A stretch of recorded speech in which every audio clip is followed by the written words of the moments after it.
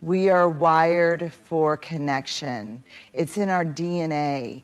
We crave love, belonging, and validation, sometimes so much that we hold on to people who are only meant to be part of our journey, not the destination. But here's the truth. Holding on to something that no longer serves you isn't love, it's fear. I know that sounds harsh, but stay with me. How many times have you found yourself giving, bending, compromising just to keep someone from walking away? How many times have you ignored that sinking feeling in your gut, the one whispering, this isn't right, this isn't love? We tell ourselves that if we try harder, love deeper, give more, they'll stay. But love isn't a game of endurance. It's not about proving your worth to someone who can't or won't see it. Loving yourself means recognizing when someone is treating you as an option while you've made them a priority. It means being brave enough to walk away, not because you don't care, but because you do, about yourself. And here's the irony. When you let go, you give them a chance to miss you, to feel the absence of what they took for granted, to realize that your love wasn't a given, it was a gift. But this speech isn't really about them, it's about you. Because when you step away from what's not right, you don't just give them space to miss you, you give yourself space to heal, to remember who you were before you shrank yourself to fit into their life, to rebuild, reclaim, and redefine your worth. So love yourself enough to let them go. If they come back with a heart that's willing, ready, and whole, maybe there's something to explore. But if they don't, let that be the answer you were too afraid to see. You are not disposable. You are not an afterthought. And you don't have to convince anyone of your worth. Let them go. Let them miss you. And in the space they leave behind, find yourself again. Self-worth isn't something you earn, bargain for, or prove. It's something you claim. It is the foundation of how you allow yourself to be treated. The quiet voice inside that whispers, you are enough, even when the world tries to convince you otherwise. But too often, we place our worth in the hands of others. We measure it by how much love, attention, or validation we receive. We think, if they choose me, I must be valuable. If they leave, I must not be enough. That's the biggest lie we tell ourselves. Your worth is not a debate, a vote, or a negotiation. It is not something to be placed on a scale waiting for someone else to decide if it tips in your favor.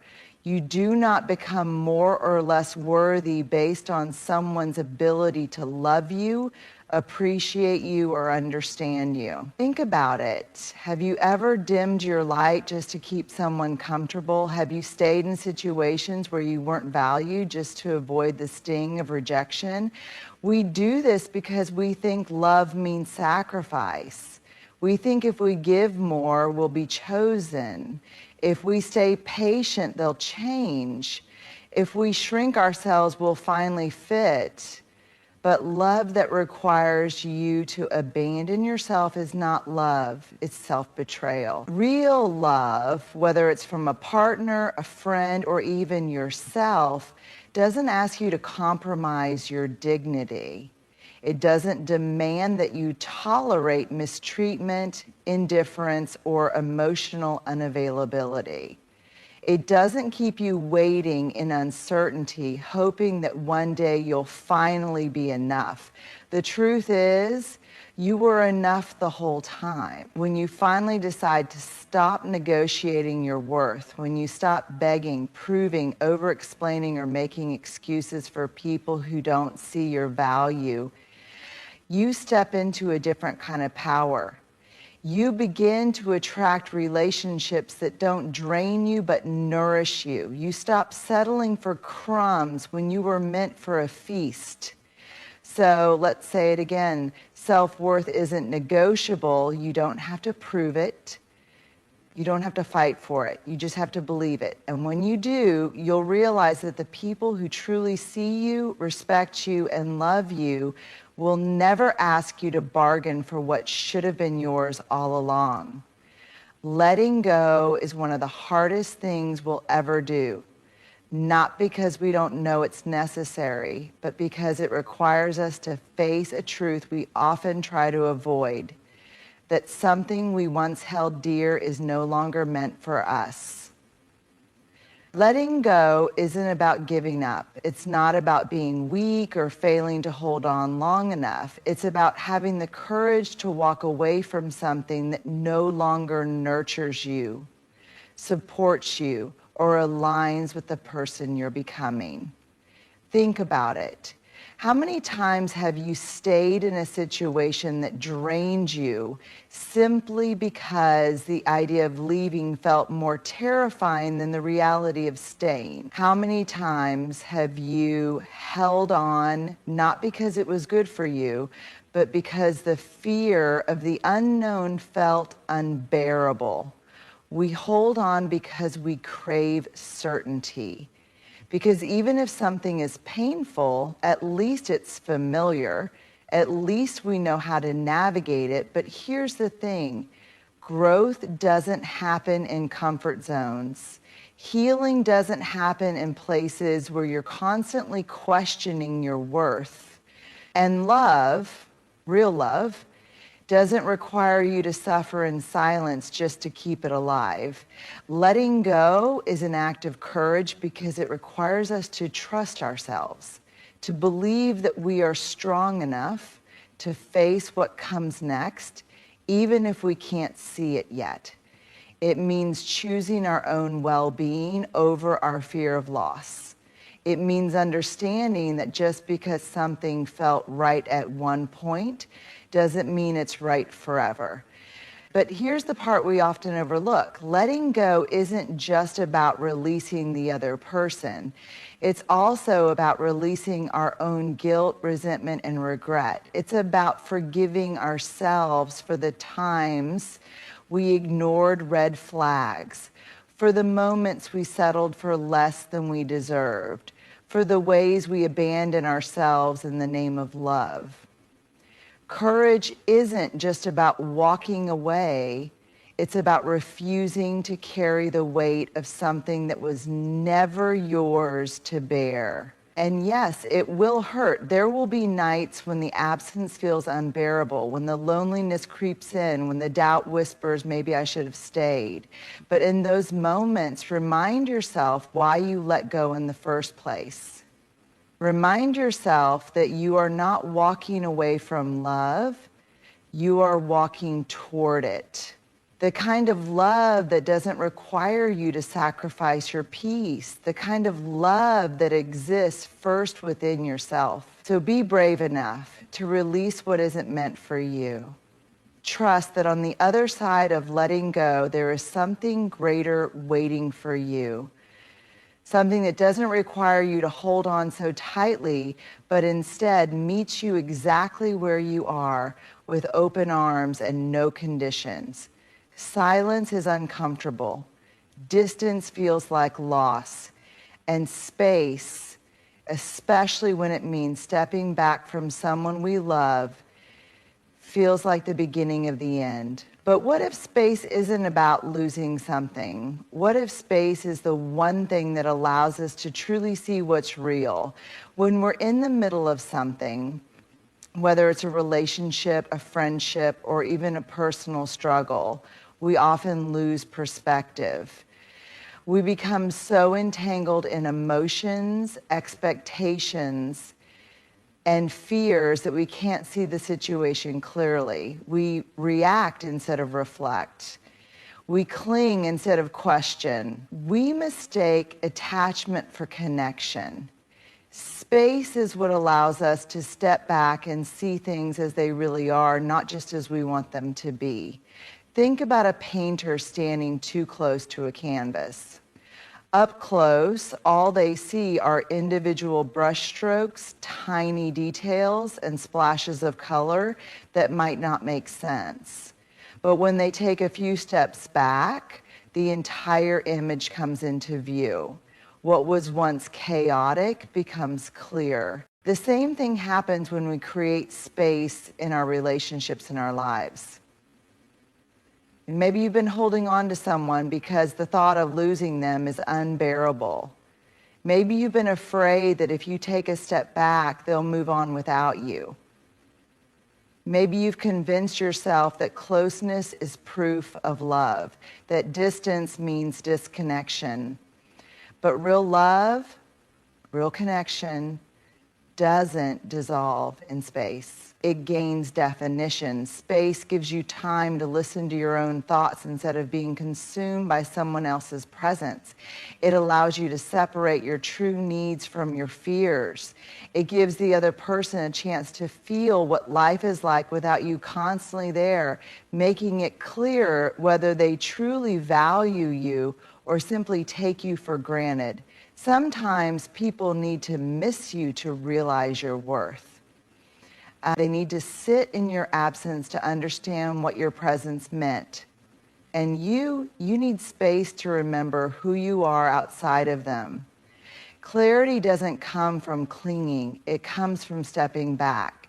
If something is meant for you, space will only strengthen it. If it's not, space will reveal the truth you've been avoiding. Either way, clarity will come.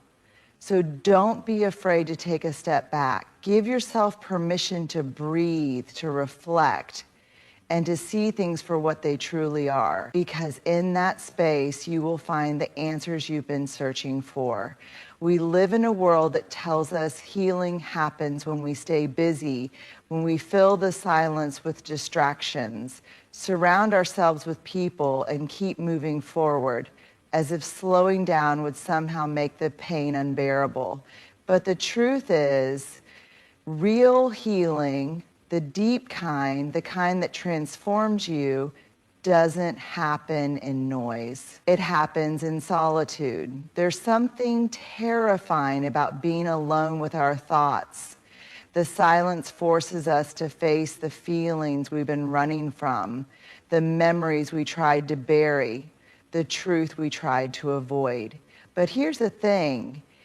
Healing isn't about avoiding pain.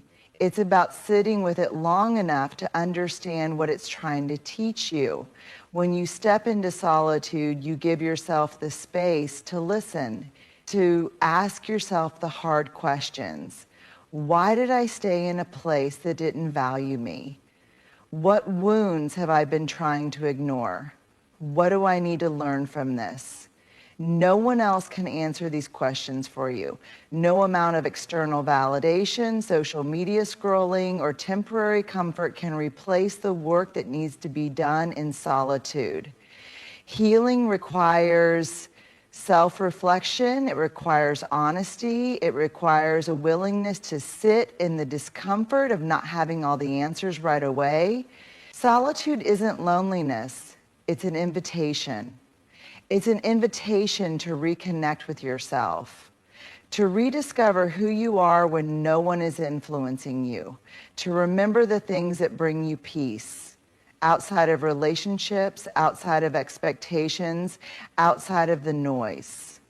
Some of the most profound healing moments come when you're alone, when you sit in the stillness and finally allow yourself to feel everything you've been avoiding. When you realize that your worth was never tied to someone else's presence. When you understand that being alone doesn't mean being abandoned.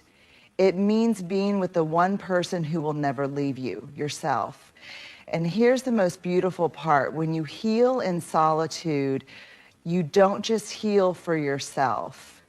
You heal for the future version of you, the one who will no longer settle for less, the one who will walk into new relationships whole, not searching for someone to complete them, the one who will recognize that solitude was never the enemy. It was the sanctuary that led them back home to themselves.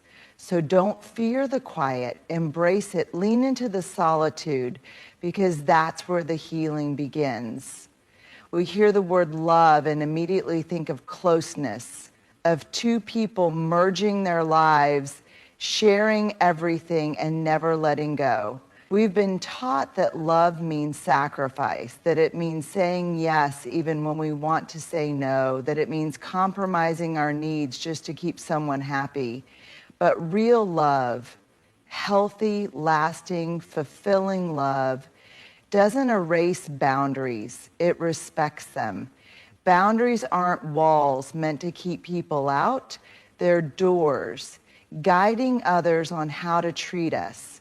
They tell the world, this is where I end and you begin. This is what I can give and this is what I will not accept.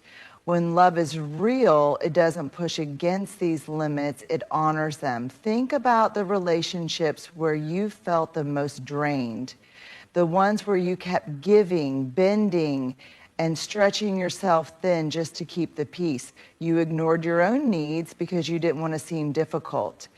You said yes when your heart was screaming no. You tolerated things that chipped away at your spirit because you were afraid of losing the person.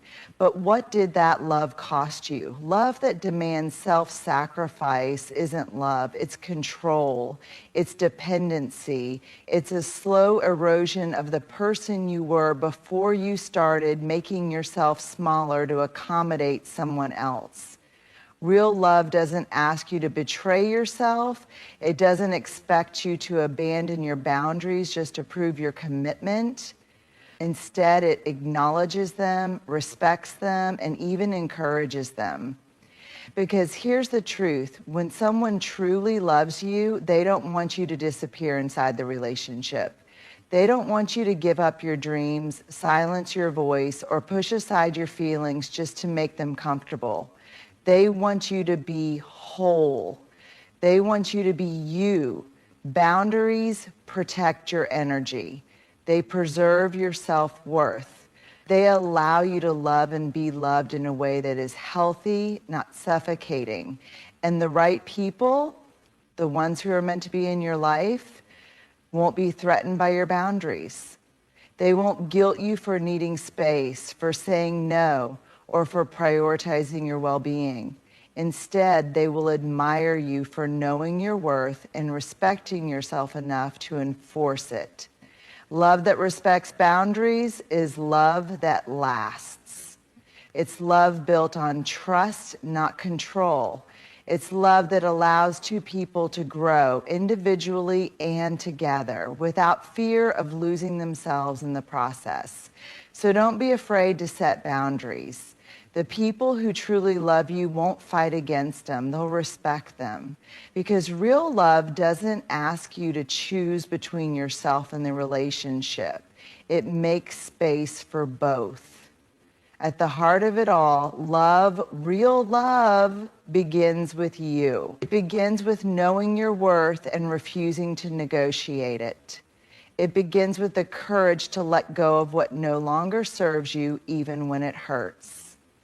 It begins with creating space, because clarity is found in distance, not in clinging to what feels familiar. It begins in solitude, where healing takes place, where you learn to stand on your own without seeking validation from someone else. And above all, it begins with boundaries. Because love that asks you to lose yourself is not love at all. So if you find yourself holding on to someone who doesn't see you, respect you, or cherish you the way you deserve, let them go. Not as an act of bitterness, but as an act of love. Love for yourself, love for the life you're meant to build, love for the kind of connection that won't require you to shrink, suffer, or beg to be seen. And if they miss you, let them. Let them sit in the space you once filled. Let them feel the absence of the love they took for granted. Because when you love yourself enough to walk away, you don't lose, you gain. You gain peace, you gain clarity, you gain the opportunity to be chosen by the person who will never make you question if you are enough. And that person it starts with you.